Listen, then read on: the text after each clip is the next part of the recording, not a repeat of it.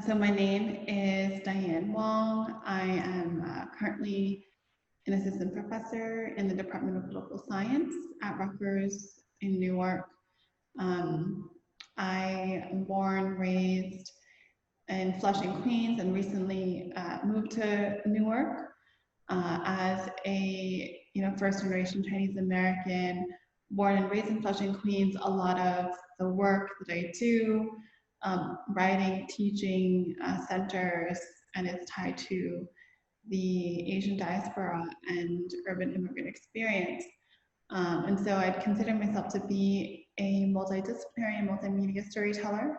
Um, my current book project, tentatively titled You Can't Evict a Movement, Housing Justice and Intergenerational Activism in Manhattan Chinatown, looks at intergenerational resistance to gentrification in Manhattan's Chinatown, largely drawing from the kind of work that we've been doing at the Chinatown Art Brigade.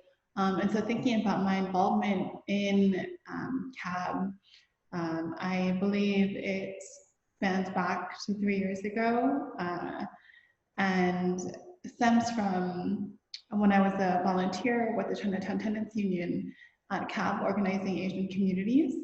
When I was largely working with their tenant membership and doing door-to-door housing, organizing in different tenement buildings, ensuring that tenants have access to heat, hot water, the basics, and working with their lead organizers on different building campaigns.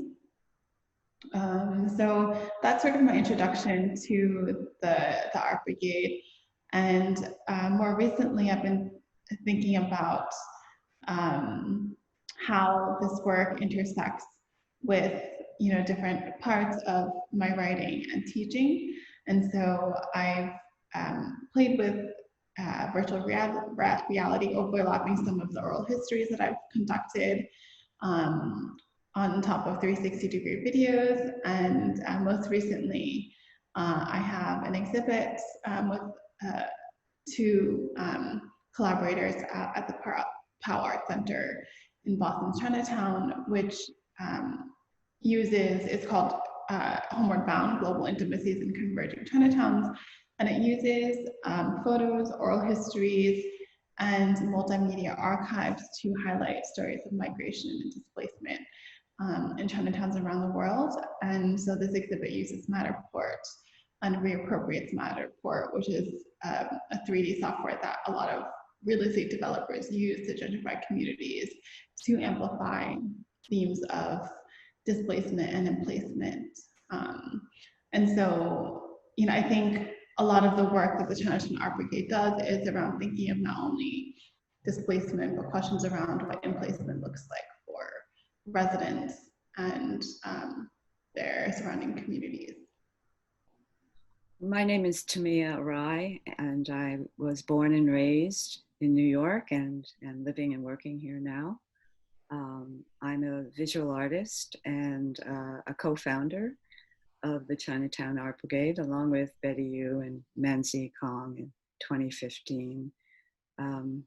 As a visual artist, I've brought several decades of working with the community to my involvement with the Chinatown Art Brigade, which is a cultural collective of Asian diasporic artists and activists, tenants, educators, and residents of Chinatown who have all centered their work around fighting gentrification and displacement in the community and fighting for social justice issues.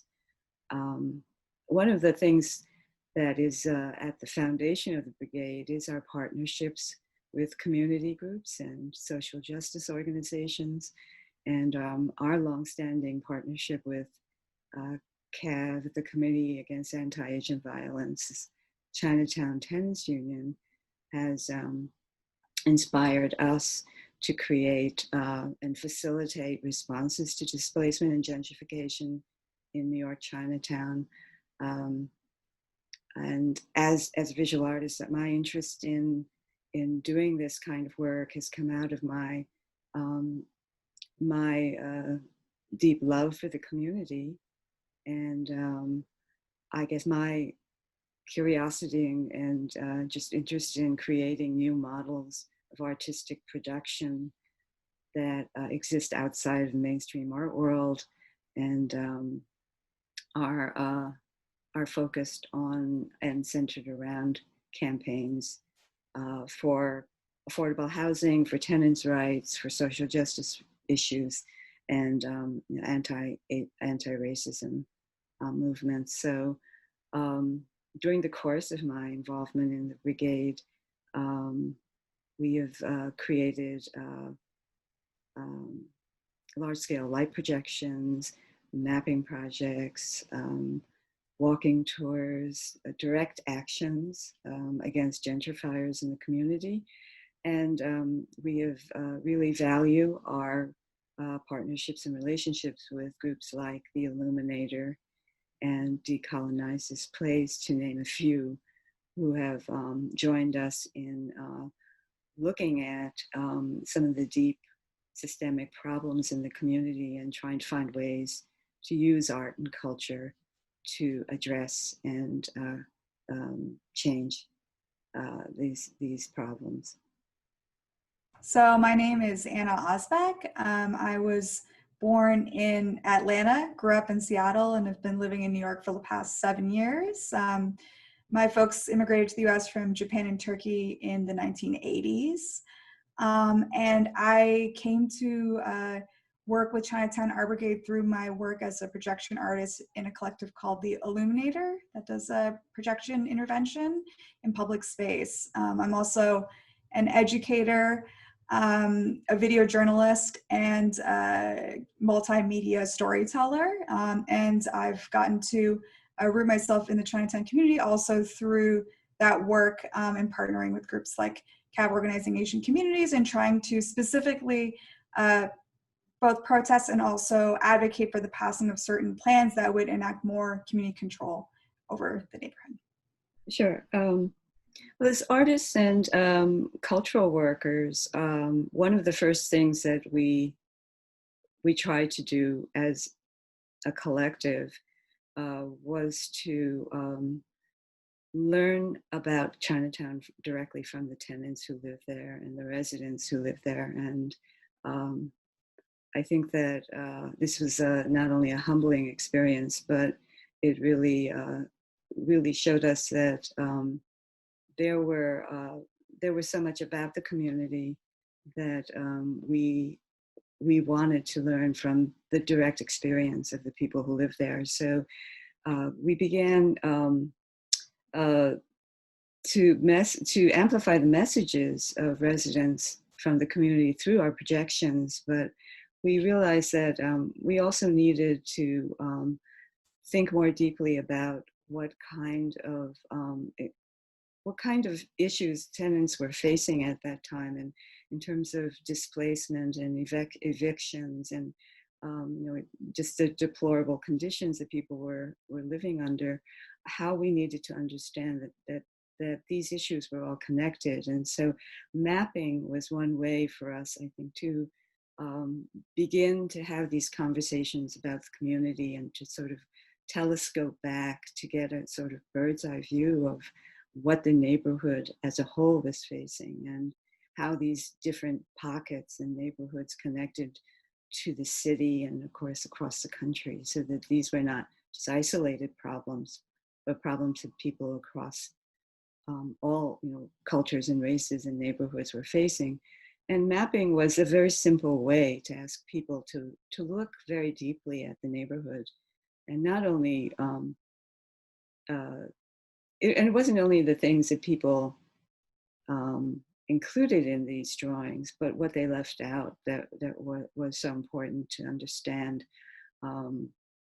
So the mapping projects and workshops were ways to get people to talk about their community, to look about their community. And then next step were these walking tours that we took that were community led and led by residents who were able to really describe and talk about their personal relationships to parts of the community that had disappeared or erased or were under threat of erasure. And so there were very moving personal accounts that we were able to share.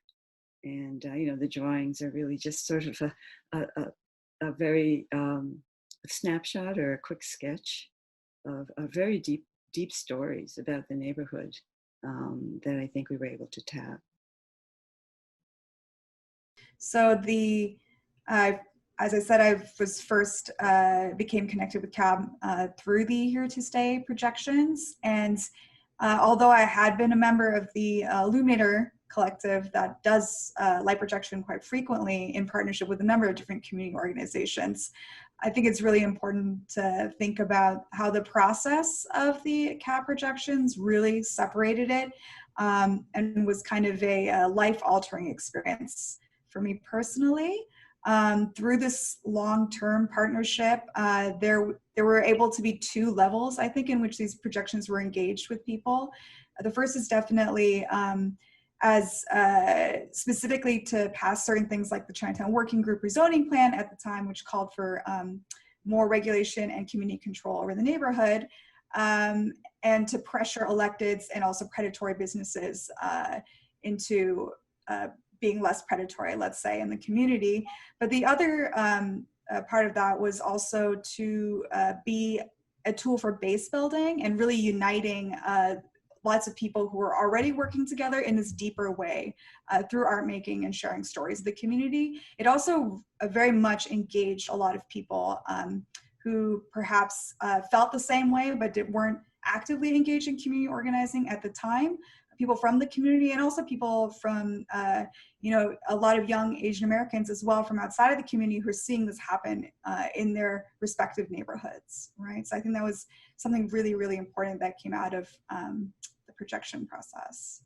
So I think the reality is that Manhattan Chinatown, like many other Chinese immigrant communities that are working class, are changing rapidly, and this has been happening before COVID, right? And so much of the change has been spurred by artists and galleries, in particular in Manhattan's Chinatown, through a map that one of our collective members, Liz Moy, created. Shows that there are now over 150 art galleries in the neighborhood that have sprung up in the last 4 years, and possibly more now, right? So a lot of our work is thinking about the role of art washing and what art washing looks like as it unfolds, and how it directly impacts tenants in communities in the surrounding areas. And so our recent campaign around holding the Museum of Chinese in America accountable is very much in that spirit. Starting from a year and a half ago, we have been organizing around holding large cultural institutions, right, including the Whitney Museum, and locally based cultural institutions like the Museum of Chinese in America accountable for art washing practices. And so we've worked with Decolonize This Place to protest the Whitney Museum, holding accountable their chair and board members, most notably Warren Kanders, for war violence, right, and profiteering off of war violence using tear gas on Black and Brown communities, and making those connections to locally in Manhattan's Chinatown, thinking about why are there large real estate developers, right, who are gentrifying the neighborhood, who are sitting on the board of cultural institutions like the Museum of Chinese in America.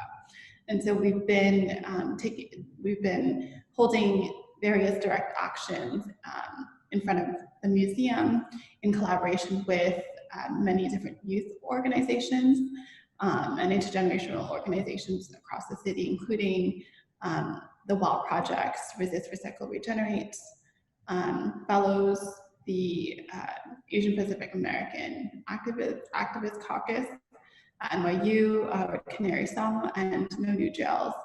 And it's been almost 2 years now, and we're still waiting on a response, right? And this is a long-term struggle, and so we're committed to this fight for the long haul, and we're really hoping that cultural institutions like the Museum of Chinese in America are held accountable to their original vision of serving the community. Great, thank you for that. Yeah, it's important to get the word out about that. So the last question, and I'm hoping everyone can answer this. I'd like to hear your thoughts. I know we haven't, as a group, as a collective, really. I mean, I think we do talk about this through our workshops, the imagining workshops of like, what are we fighting for? But so you can talk about it from maybe more of a personal standpoint, or maybe just informed by Chinatown Art Brigade and our work. But basically, what is when we talk about imagining or envisioning like a de-gentrified future, what does it actually look like? And especially like specifically given our dystopia that we're living in right now, the dual pandemics, right, that we're talking about, and what does that kind of look like? What does it taste like or feel like in terms of just the multiple senses, but also, or just one aspect of that. But I think that we're all, in a very, very particular time right now in human history. And so I think, a lot of people have been thinking about, okay, everything needs to be dismantled and built up again. But what is it that we're actually trying to fight for? What does it look like? And you could go far out into the universe in your answer. Like it could be completely out there, like science fiction. Because I actually, when I was asking this question with the Afrofuturism folks, it was a really interesting answer. So yeah, whatever you guys want to, big, small, macro, micro, kind of a de-gentrified future. What does that look like to you? And whoever wants to kick it off. I think I wanted to say a few more words about the mapping project, because one of the reasons that we wanted to do a map to begin with is because there were so many questions about where the boundaries of Chinatown lay. And, so many people were stuck on this idea that Chinatown was just confined to a few blocks around Mott Street, and other people, especially more recent immigrants who've landed in Chinatown, have shown us that the boundaries of Chinatown really expand much further than that. And in fact, we really need to see Chinatown as this living and breathing and growing community.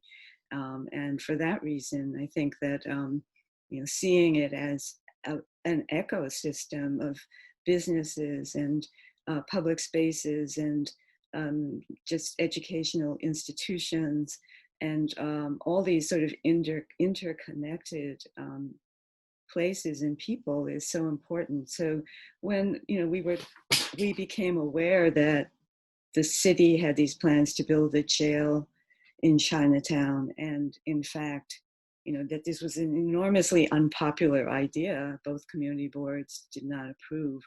One way they were building support for it was to grant concessions to community groups, actually by approval for the plan. And one of our most beloved cultural institutions, the Museum of Chinese in America, accepted a concession through the jail plan.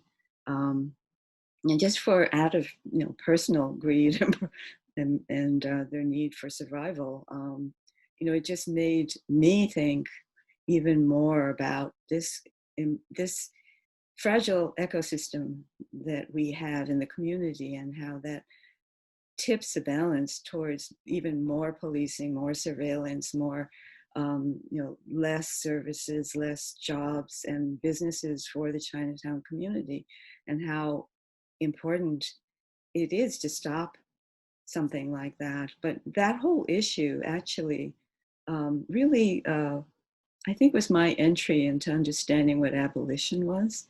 Because I really didn't understand very much about it until of course, we began talking about mass incarceration and the impact of jails, but also, during this time of COVID and this, enormous global civil rights movement that we're witnessing now, which apparently is the biggest civil rights movement in history. The idea that this is this sort of historic moment, this time where we can really begin to imagine what kind of world we want to live in, even though none of us can probably imagine like what's going to happen after, if and when COVID ever disappears. I think that, and this idea of really building a world without jails and prisons, and a world that is safe, but that safety is determined by the community, and it's for and by the community that we're able to move forward and support each other. I think that is something that I'm very aware of at this moment. And so when you talk about ungentrified futures, I think it's so connected with just the way we are at this moment imagining how we can build that housing for people and those protections for people, and create and imagine the world that we want to have. So what does a degentrified future mean to me in light of so much precarity? Lately, I've been thinking a lot about care, reclamation, and restoration, post-displacement, and our current health crisis. And I think what this moment has revealed is really the importance of making connections with the present moment to genealogies of past community response, collective care, and mutual aid. I'm thinking about what it means for communities to heal, right, in the wake of persistent disaster and dislocation, and how in particular the women in communities like Manhattan Chinatown have been expanding sort of the confines of political life to include practices of collective care, reclamation, and restoration. And so when I think of degentrified futures, I hold close to these themes, and themes that we're already seeing within our communities, right? Thinking largely about sort of the possibilities of change, and the fact that ordinary folks are really already building that vision and laying the groundwork for what a degentrified in New York City could look like. Yeah. So when I think about a degentrified future, I think I start off by thinking about, the basic fundamental precept of housing is a human right, and that real estate cannot be a multi-billion-dollar capitalist business, and that unless that ends, I don't know if we can have a degentrified future.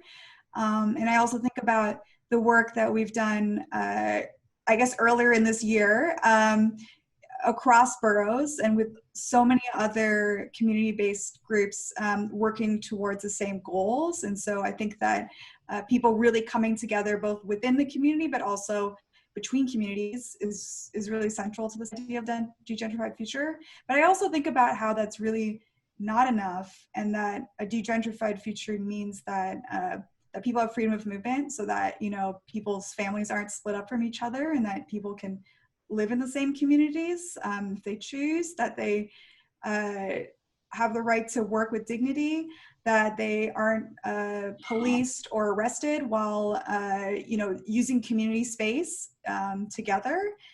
And I think that it's quite a struggle we have ahead of us, I think, for that degentrified future. But I do believe it is this really multifaceted, intersectional struggle that I think that we are seeing the beginnings of, but that will be quite difficult to achieve. Beautiful. Wow, you guys are so smart. Anyway, let me stop recording. Thank you guys. That was amazing. Let me stop it before I say something stupid.